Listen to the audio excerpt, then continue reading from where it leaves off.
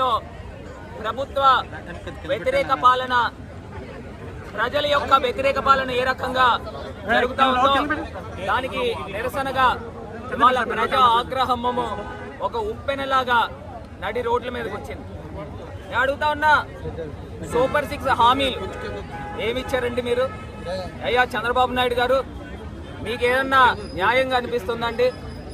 అయ్యా పవన్ కళ్యాణ్ గారు, మీకేదన్నా ధర్మంగా అనిపిస్తుందండి? అయ్యా నారా లోకేష్ గారు, యువతని ఇంత మోసం చేయొచ్చండి? ఇవాళ రాష్ట్ర వ్యాప్తంగా 1 కోటి మంది పైన నిరుద్యోగులు ఉన్నారు.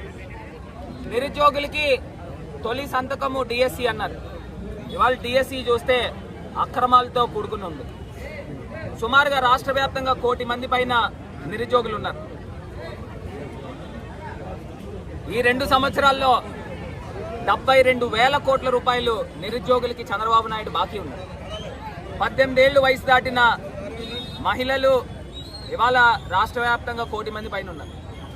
అంటే ఈ 2 సంవత్సరాల్లో మహిళలకి చంద్రబాబు నాయుడు గారు 72,000 కోట్ల రూపాయలు బాకీ ఉన్నారు. ఇవాళ ఏ రంగం చూసుకునేవండి, పీపీపీ అన్నారు, 4 Pలు అన్నారు. అచ్చెన్నాయుడు అంటాడు 4 Pలు ఇవ్వాలంటే రాష్ట్రాన్ని అమ్ముకు తినాలని. నేను అడుగుతున్నా, ఇది ఎక్కడ న్యాయం అండి? ఇది ఎక్కడ ధర్మము? ఇవాళ పోలీసులు ఎంత అన్యాయంగా మా ఇంటి దగ్గరికి సుమారుగా 30-40 మంది పోలీసులు వచ్చి మా ఇంట్లోకి చొరబడి నా బెడ్రూమ్లోకి వచ్చే అధికారం మీకు ఎవరిచ్చారు? నా బెడ్రూమ్లో, నా ప్రైవేట్ బెడ్రూమ్లో వచ్చి తనిఖీలు చేశారండి. మేమేమన్నా టెర్రరిస్టులమా? ఇవాళ ప్రజలకి గొంతుకై మేము కలుపుతా ఉంటే we are the voice of voiceless. ఇవాళ పోలీసులు హైకోర్టుకి ఈడుస్తాం.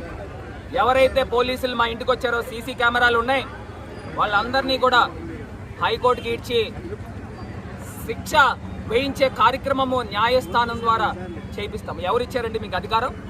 ఏ తమాషా కింద ఉందా? మా ఇంటి బెడ్రూమ్లోకి రావాల్సిన అవసరం ఏంటండి? ఇవాళ పోలీసులు కార్యకర్తలందరినీ కూడా లాగేసి రక్తాలు వచ్చేలాగా కీరేసి ఇవాళ చేస్తూ ఉన్నారంటే ఎంత అన్యాయం అండి? ఇది ప్రజాస్వామ్యంలో మంచి పద్ధతి కాదు. పోలీస్ డిపార్ట్మెంట్కి డీజీపీ గారిని హెచ్చరిస్తూ ఉన్నాం. ఎల్లకాలం చంద్రబాబు నాయుడు గారు ప్రభుత్వం ఉండదు. డీజీపీ గారు, మీరు సర్వీస్లో ఉన్నా లేకపోయినా ధర్మస్థానం ముందు, న్యాయస్థానం ముందు అందరూ సమానులే. అది మీరు గుర్తుపెట్టుకోండి.